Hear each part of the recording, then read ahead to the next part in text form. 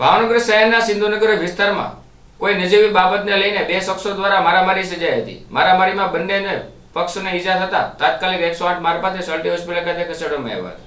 ભાવનગર શહેરના સિંધુનગર વિસ્તારમાં આવેલ નવજવાન મંડળના ગ્રાઉન્ડમાં મોડી રાત્રે કોઈ આવારા તત્વો બેઠતા હોય છે, જ્યારે કોઈ નજીવી બાબતે બે જૂથો વચ્ચે બેઠવા બાબતને લઈને મારામારી સર્જાઈ હતી, જેમાં એકને ગંભીર ઈજા અને એક બચાવવા ગયેલ યુવાન ઉપર હુમલો કરવામાં આવ્યો હતો। આ મારામારીમાં 4 લોકો જેટલા શખ્સો ઉશ્કેરે જઈને નંદલાલ પંજુમલ રોહિડા અને 2 વ્યક્તિ ઉપર હુમલો કરવામાં આવ્યો હતો।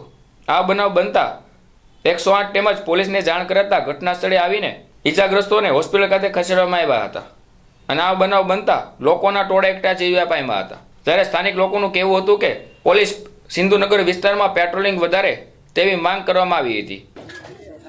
ચોરને પૂરા છે, હાલો ગયો, હાલો અહીંયા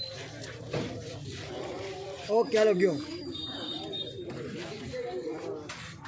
યા